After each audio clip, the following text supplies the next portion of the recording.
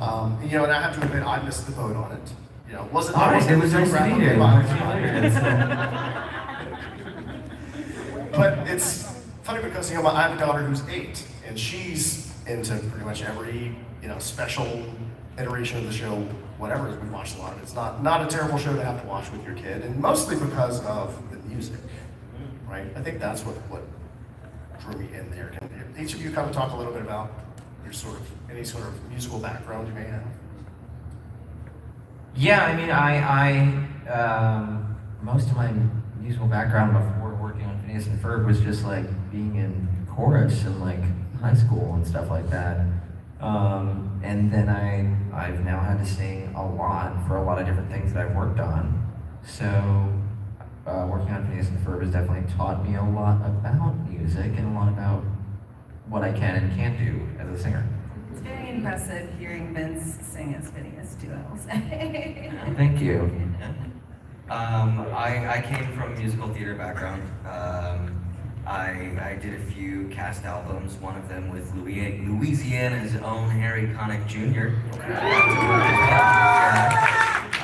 I did a show for him called The Happy Elf, and I played the Happy Elf. No! I did, yeah. And Rob Paulson played the Happy Elf in the animated special, but I originated the role on stage and did the album for Dunk on Ron Paulson there. That's right. But I originated the role. Yeah, Rob.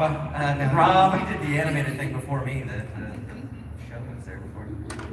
You walked so he could run. Yeah. No, he walked so I could run. Yeah. That was the order of things, guys.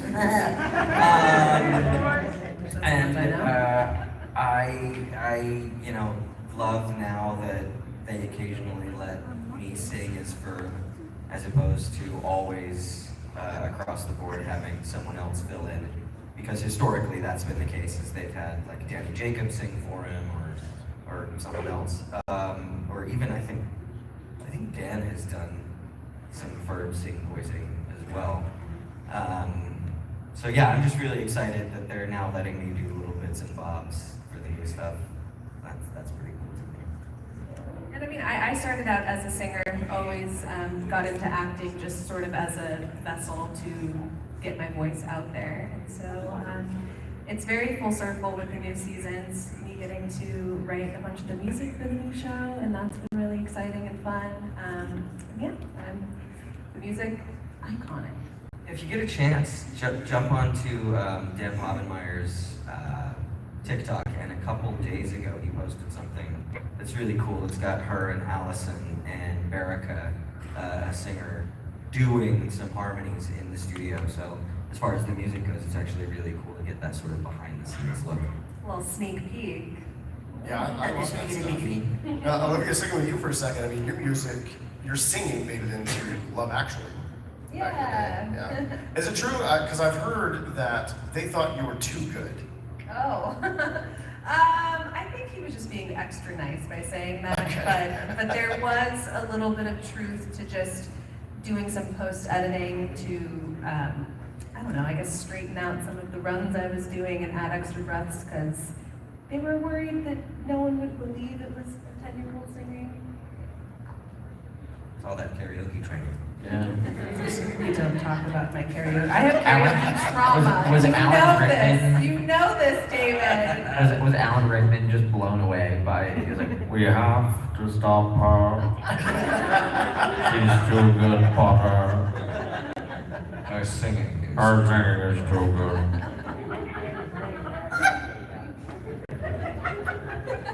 Sorry, I'll try to point the mic away. That's all right. It's fine. Okay, I will say this. Richard Curtis did tell me, I saw him last year, and he goes, it was between you and one other girl, and it was, you couldn't really act, but you could sing, and the other girl couldn't really sing, but she could act. And he's like, no, we went with the singer. And I was like, yeah, I was not good enough for acting. But I'm glad it worked out. But it's good to have talents that can translate. So he told me I was too good, but he told me I was terrible at acting. Yeah. Gotta keep you evened out. Yeah. Oh, that's a Don't really want you sweet to thing run to away. say. Oh my gosh. When we're talking about talents that you have that transcend, David, I've seen that you have experience in puppetry. Yeah. Yeah, I did a couple of productions of a show called Avenue Q, if there are any theater people in town. You know what that is. It's basically Sesame Street for adults. So I got to sing songs like If You Were Gay. That was a fun one. That'd be okay. I mean, 'cause hey, I like you anyway. There's a song called something else that I'm not going to say because I just realized what I was doing. There's a lot of Disney fans in the house. Yeah. So It's like definitely like Sesame Street for like adults. And so Yeah, I got to do some puppeteering, which was fun. Yeah. It's funny just how much just the name Avenue Q just strikes a chord with people, you know, kind Yeah. of pretty much wherever you go to. You Well, know. and it's I would be interested to see like nowadays because it's a little risque. You're probably going to get like some people being like, "Oh my God, it's so funny," and some people are like, "That has aged poorly." So you just really get both sides. Most things do. Of course. Except for me. No, like a fine I wine. made it like a fine wine that you drink too much of and then you throw up. That makes you like a 7-year-old Right. Hence why I said most. not Yeah, all. most. Well, Vincent, since you're, you know, since you piped up, we're going to focus in on you now. Because is it true that you have a very big following in Brazil? Yes, it's true. How does that happen specifically in Brazil? I worked on a show for quite a few years called Everybody Hates Chris. It's a sitcom. Oh, yeah. That was about Chris Rock's life. It was like all my teenage years, and the people of Brazil love that show, and they've loved that show for like 10 plus years, and that is why I'm famous there. And it's just like kind of part of my lore that I feel like all my friends knew about me, and then actually at a convention, David jokingly got me a shirt that said I'm famous in Brazil. In Portuguese. In Portuguese. And the Brazilian people really liked that. Because, you know, they're like, it's nice.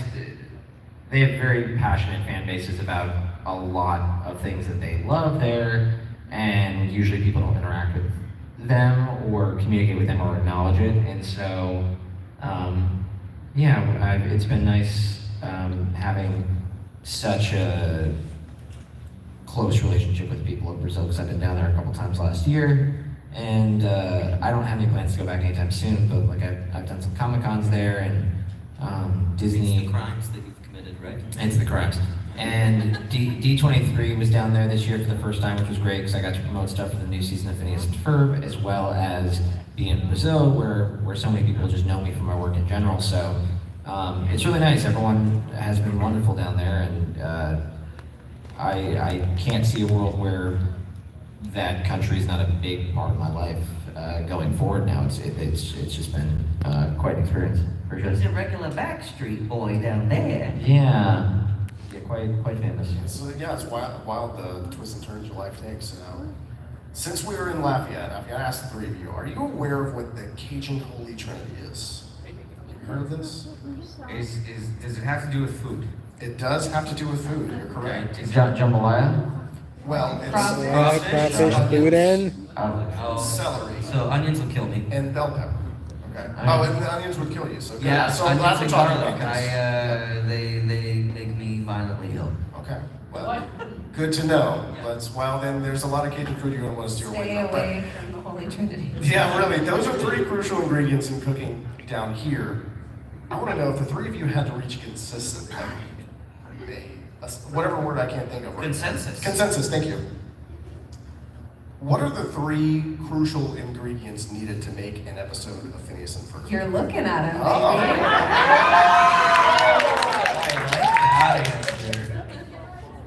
Well, I guess I walked right into that one. This is going to be a dumb answer, but I think there's the A plot, the B plot, and the variation. That might be a dumb, Seems overly really runner. simplistic answer, but like you have to have Phineas and Ferb doing something and Candace trying to bust them. You have to have, and then you have to have Doofenshmirtz doing his thing with Perry, And then you have to change it up each time. I mean, she's in the writing room. She would be able to speak to that far better than me. You have to have mom come home and be an absentee parent and not see any of it. It's been really fun though, because yeah, I'm writing on the new season, and it's been a really tough. We thought it would be a tougher challenge because there's been so many episodes, and we feel like we've done every takeaway possible. But the crew that we have right now, we just keep finding new ways to sort of jazz up the formula every week, and we're trying to kind of outdo each other, I think, every week of what's the weird way that we can make it all disappear at the end of the day. But it really is, it's a formula, this show, and it's just sort of solving for X every time. It's like you never have the same piece of gum twice, right? No matter if they come out of the pack the same, you chew that, it's gonna be different each time. That is an analogy I've never heard before, so. All kinds of things. Just taking up with my specifically broken brain. All right, well, I know we have a lot of questions out here. We're going to try to get to as many as possible, as many as we have time for right now. Put your hand up, I'll come to you. We'll put together a queue. Yeah, so if you paid for one of those question tokens at my table, this is the time to redeem them. Yeah, I'm going to have to put that in my pocket. No, kidding, there were no question tokens. All right, tell me your name, friend. Hi everyone, I'm Tolu. Thanks again for coming to Lafayette. This could be for everyone, but mostly to Vincent. How did you develop your voice for Phineas? You know, I tried a couple of different things that I wanted to do for the audition, and generally speaking, for when you're auditioning for a cartoon, you get artwork. Not as much anymore. I feel like that was way more common years ago that you could always get art. Yeah, And I feel like that doesn't happen as much anymore, but you get art, you get a breakdown of the character that tells you some things about it, and then you get a couple of scenes to work with, and I just really wanted to have something that was very excited, very creative, very happy, and something that even when he's disappointed, you know, he doesn't really sound like sad, he doesn't sound angry.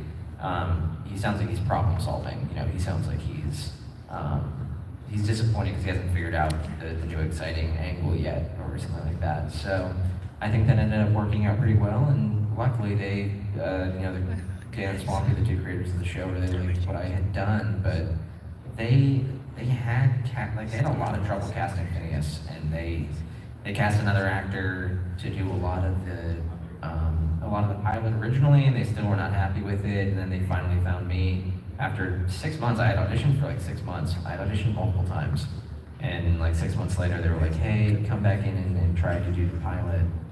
I think you might have it, we're not sure. And like halfway through recording the episode, you know, Dan told me the story that him and Swampy like kind of turned to each other, and they were like, oh no, the other guy just lost his job. They're like, it's totally Vincent, he has to be Phineas. So I've never, I'm not like a huge fan of, you know, people being sent to the poorhouse, but see you later, guy. He's doing all right. No, he's doing great. He's a great voice actor. Yeah, he's a great actor. But yeah, so that's how it happened with me. All right, friend, what's your name? I'm Kaylee. Hi. Okay. One of my favorite parts of Phineas and Ferb is the music and all the songs. So I wanted to ask, what are y'all's favorite? Each of you, what's your favorite Phineas and Ferb song and why? Summer Belongs to You is my favorite song. Yes, that's correct. I love Ain't Got Rhythm. I think that one's got a lot of joy in it. And then I'm also really partial to Brand New Best Friends, because I just love the moment where the evil doofus prince is like, what, are we making a sitcom? And Doof is like, we could. We should. For some reason, that just tickles me. I like squirrels in my pants. But which song do you like? Oh, Summer Belongs to You. You're sick. Never meant a joke I didn't want to make. All right, friend, what's your name? Hi, I'm Hayden. I have like two questions. I'll try to run this quick. The first one for Olivia. So, how did you get the role of Marceline from Adventure Time? And it did have anything to do with your father also playing Hans Navigator, who was Marceline's father in the show? Ooh, well, Hudson came second. But Pendleton Ward heard me as the voice of Vanessa, and he was like, I think I want that to be Marceline. And so they're slightly different. They're both pretty close to my regular speaking voice, but I did get involved with Phineas and Ferb through my dad, Martin, who was a writer on the original show. And Pendleton and him sort of knew each other through the animation world, but not very well. And he said, oh, Martin, there's an actress on the show that you write for, and I was hoping to get in contact with her somehow. Do you know how I could get a hold of Olivia, who plays Vanessa? And he's like, yeah, that's my kid. And so through all of these strange coincidences, my dad also wrote a book series called The Encyclopedia of Hell, where he's this very satirical devil character. And so when it was time to cast Marceline's satirical devil father, it was kind of a no-brainer. And just one more question. This is actually my first ever convention that I would do, and you three are the first ever celebrities I met in my life. So I want to ask you, what are the three of you? Who are the first celebrities or famous people you looked up to that you met in person? That I looked up to that I met? Yeah. Vincent.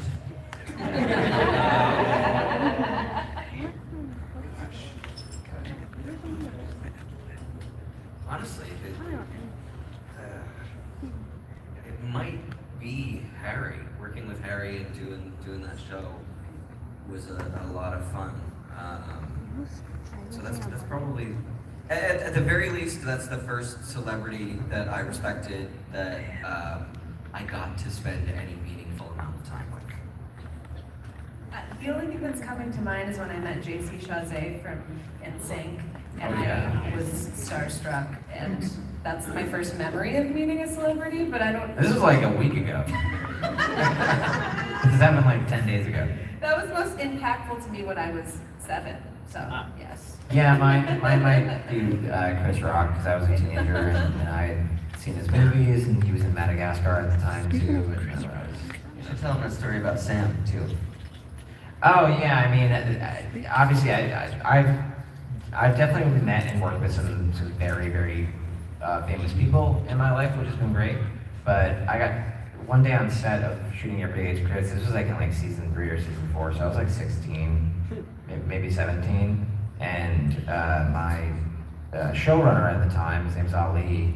He was like, "Hey, Sam is visiting set today. Do you want to go meet Sam?" And I was like, "Sure." And so we walked up to Video Village, which is kind of where all the directors and the writers and the producers all sit, and so you can kind of watch what's going on.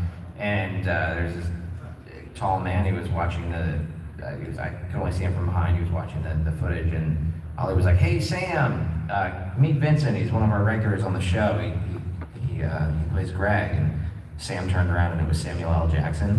And I couldn't speak to him, I was so shocked. And he was so pleased after we walked away that he was like, he's like, "I got you pretty good, huh?" And now I know that was Samuel L. Jackson. And I was like, "Yeah, man, that's Mace Windu." You gotta warn me before I meet a Jedi Master. You can't surprise me. But yeah, I could barely speak to him. I was really shocked. So really, note to the room, before you meet, you introduce anybody to a Jedi Master, give them a heads up. Give him a heads up about Give it. them a heads up. Yeah. Just a little courtesy. All right, what's your name, Fred? Aaliyah, All right, Aaliyah, what's your question? for all three guys, what's your favorite invention or creation from Phineas and Ferb that was made? I'm really partial to the fighting tree houses. I grew up on Power Rangers, and to me, they're really close to being Megazords. So that ticks my little kid brain pretty well. I love when they build an escape room and they have to outsmart the escape room because it becomes too sentient, and they just keep trapping it and making it bigger and bigger and bigger. And then I just love that the lore of Phineas and Ferb is the entire universe is trapped inside of the escape room, so that you're essentially free. Yeah, I really like when we make a haunted house to scare the upset of Isabella. Because I like themed episodes. I like our Halloween and Christmas episodes and things like that. And that one's a pretty spooky one. And then I think like all of our favorite inators is the chicken replacinator. I love the chicken I do love that, yeah. All right, Brent, tell Yes, your name. sir. I'm Quinn. Quinn? Yes. So, Vince, I got two Everybody Hates Chris questions for you. Okay. First one, what's the favorite episode that you've ever done? And how is your relationship with Tyler James Williams now that he's doing Abbott Elementary? Yeah, I mean, my relationship with Tyler is great. I mean, it very much feels like we're friends who went to high school together. You know, we've known each other our whole lives and spent our high school years together. It's not like we hang out all the time or something, but whenever we do, it's great to see each other. And I think he's awesome and incredibly talented, and I love his work on the Abbott and a lot of other things too, because he's done a lot of good work in between Chris and Abbott. His whole family's great. He's got two awesome little brothers too. And my favorite episode, there's an episode where Chris goes over to Greg's house, and I really liked that one because at the time we had an Atari, like it was a big plot point on the show was that my character had an Atari, and it actually worked. And so we were just like, we were shooting all day in this like living room, but the Atari always worked, so we could play it in between setups. And so we were actually playing Atari all day. So that's just like a fun memory of mine. I don't know if that's like our funniest episode or something, but that's a fun like teenage memory. Very cool. All right, Brent, tell us your name. Ferb, no, not really. My name's Landon, but this is for all of you guys. I have a couple of them. Let's start with the most obvious one. What is the favorite line you guys have ever done for your own character? All right, favorite line and What? Like, I know you guys have done crossover. What is your favorite like episode you've done out of everything, including crossovers with like adventures and whatnot? My favorite line is one time I went in to record an episode and I just had to go. And that was my work for the day. And that check cleared, ladies and gentlemen. They paid for that. I'm really partial. There's this line in the Milo Murphy's crossover because the show had been off the air for a little while. Now it's time to wax and weeds is what Ferb sort of introduces himself. And then Phineas gives a, gee, you're chatty today. And because it's kind of meta, I appreciate that Ferb's response is, oh, I'm sorry, did you want to say that? It's just that it's been a long time. So I think that's fun because it's like a little bit like, and then as far as favorite episodes, I often say the Christmas episode where they're making Santa a clubhouse, or excuse me, a spa, and Buford keeps calling it a clubhouse. But when I really think about favorites, including the crossovers, I think the Star Wars episode is just really, really well done. Yeah, I love the Star Wars episode. As for favorite lines, it's probably. Ferb, I know what we're gonna do today.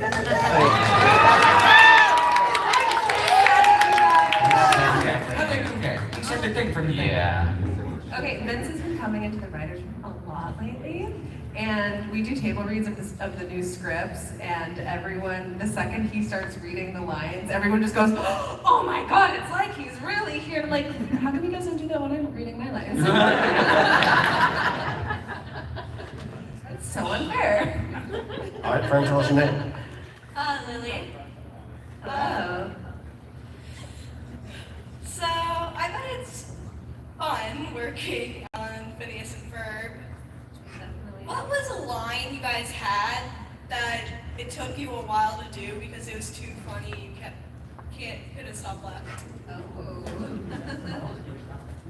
I don't know if it was that I can't stop laughing, but there's just a lot of invention names that I'll have to ask pronunciation on, and I mess them up over and over again just because it's complex invention names and parts to build things, and so that always makes me laugh and trips me up.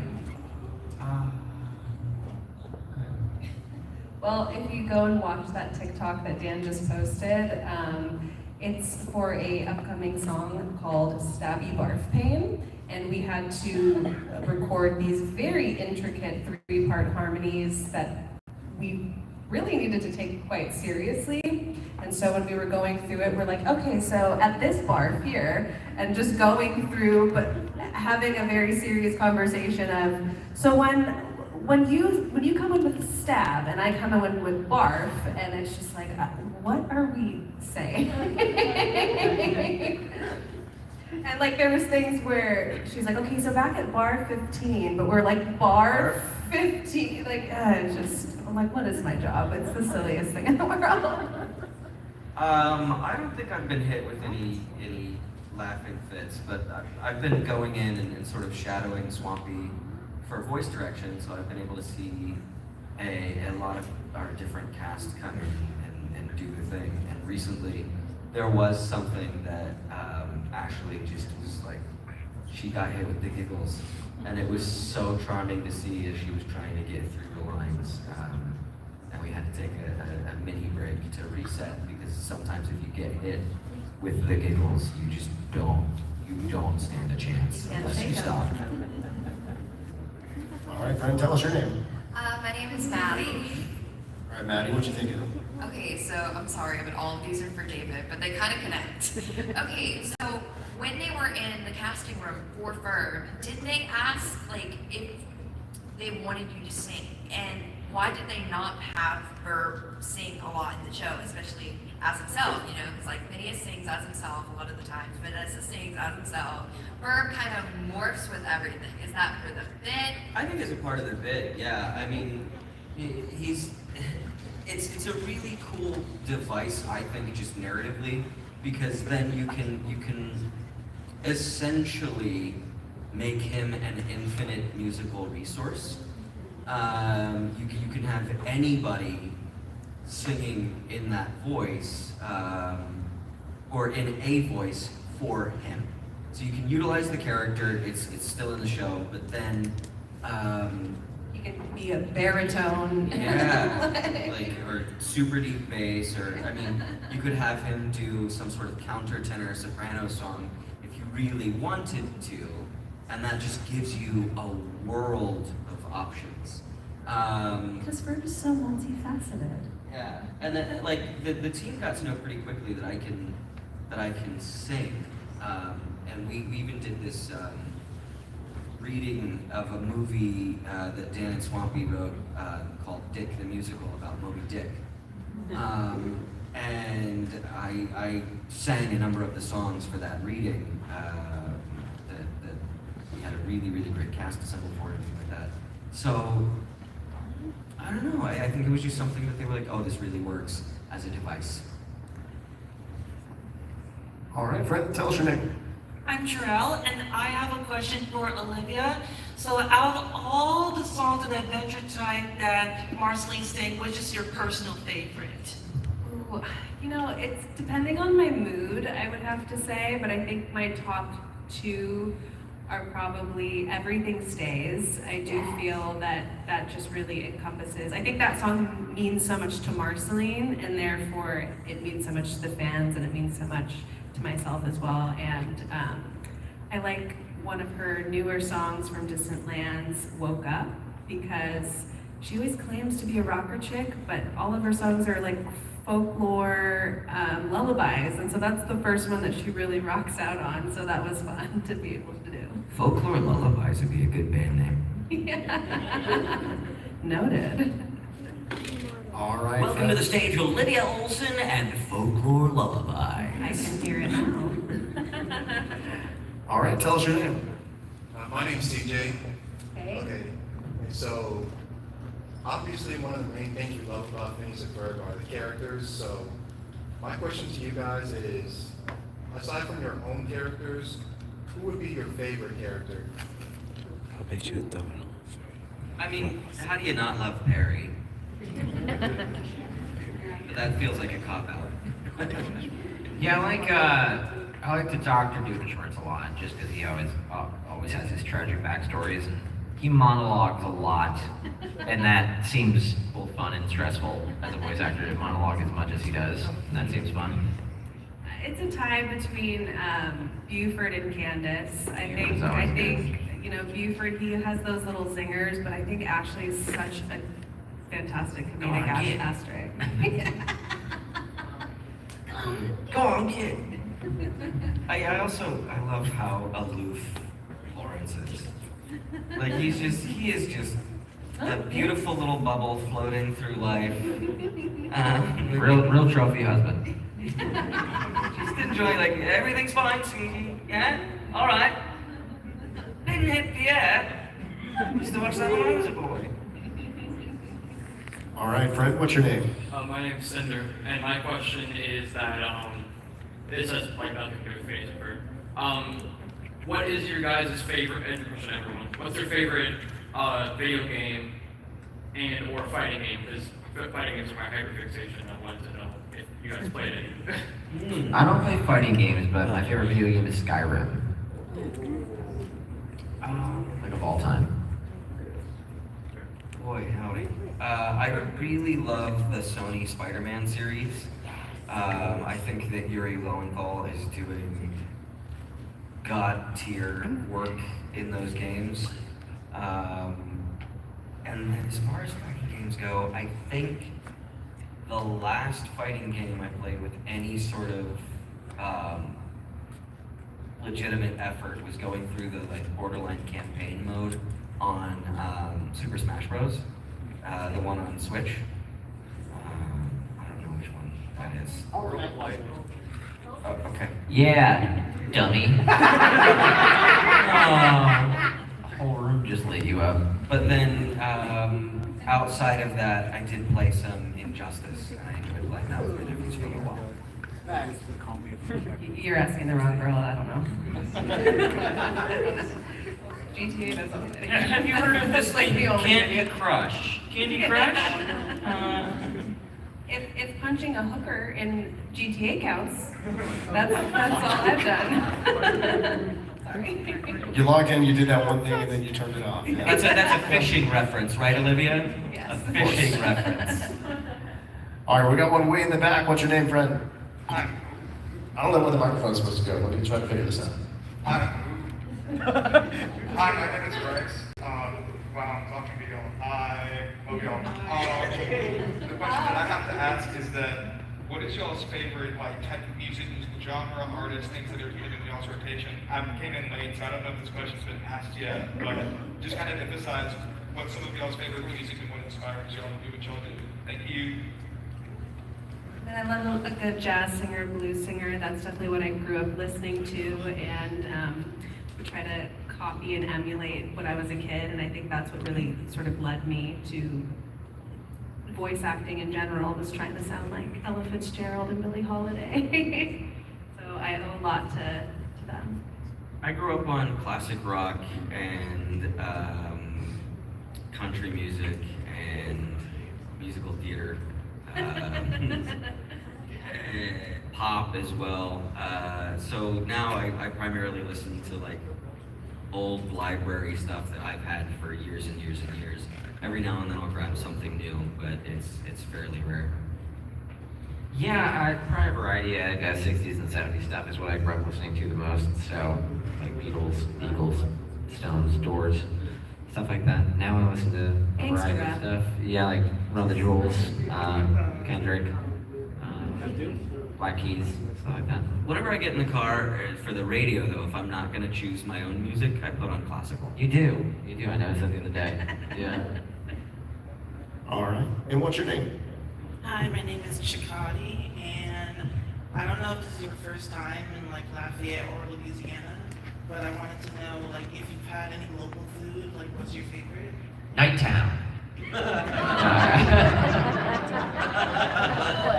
No, we stopped at a Mexican place last night, a few doors down from Nighttown. And just we heard people talking about it, and we're just like, oh, okay, Apparently Nighttown. that's the spot. Everyone's like, oh, you gotta go to Nighttown. And we heard there's a super duper good burger place right down there too. Flats. Yeah, okay. Yeah, with the Pac-Man and the burgers in the window. But we've gotten a lot of really good suggestions from you guys. Yeah, today. Zebos or something like that? Vizos? Vizos. There you go. I don't know. I can't eat onions, it's so sad. What's your name, friend? Hi, my name is Sol. My question is that if you had to choose one place to go before any other place, anywhere around the world, where would you Taco go? Bell. Like a destination city or state or a country or something like that. What, just a place, Anywhere. any place? In Italy, because I've never been to Italy. I'm Italian. Maybe Tokyo. Tokyo would be cool too. I would love to go back to Japan. I've been there. My parents lived there for a little while. But I kind of want to go to Scotland as well. See some of those highlands. I don't know if I can pick just one. I want to go to everywhere. At least one country in every continent. Antarctica. Yeah. Yeah. All right, we got another one way back here. What's your name? Wait. All right, what you thinking? So y'all voice actors. Has there ever been a character like not done for hours and like you just heard y'all's voice, so it's just a pain to do hours Yes. and hours? Like what character is the one that hurts the most? Oliver Tell. I have a blast doing all of them. Doing Cubone for Detective Pikachu was kind of a throat ripper, because he's just A like what? throat ripper. Okay. Because he's like, and you hear all that texture up in there. You do that over and over and over, and your voice will get really tired. And then in Tiny Toons University with Hampton and Plucky, on like really, really screamy episodes, I definitely would leave feeling like my vocal cords were bleeding a little bit. Because you gotta give it your all.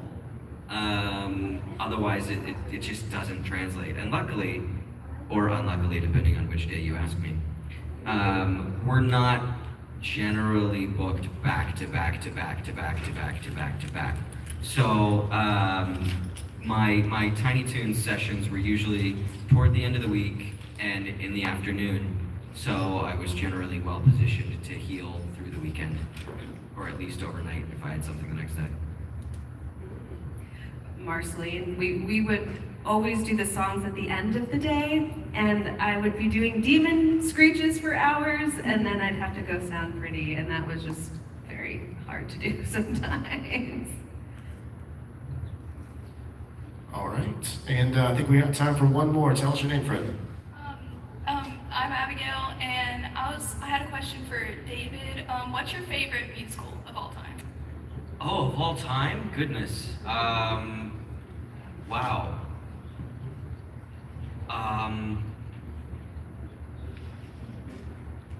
There's a musical that I did in college called Bat Boy the Musical, and I played Bat Boy, and it's Weekly World News Bat Boy, like half bat, half boy.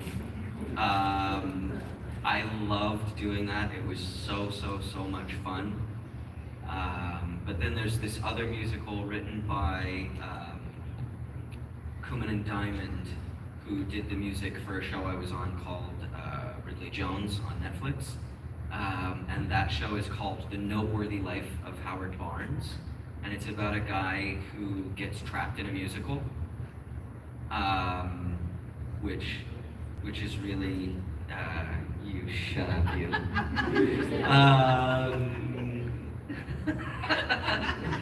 They're giving me a hard time up here. But that show is really fun because a lot of what he's singing about is like, I hate being stuck in this musical. Is there any way that I can figure this out? And he has to go around and try and get that solved. Really good music though. And you should see the pictures of him as Bat Boy, because I actually have seen a picture, and it's pretty great. They're crazy. I haven't seen this. Oh yeah. Drop it in the group chat. He sends me Bat Boy pics that night. Put it in the office Slack, yeah. Well, y'all, if you didn't get your question answered, make sure you hit these folks up at their tables this weekend. Hit our tables. Or just hit the table. Yeah. Like, that works too. Yeah. Please don't do that. It will frighten me. Yeah, right now. He startles easy. It's you know. I do have one more question for you though. Would y'all be down to take a group photo with our friends that came to the panel? Yeah.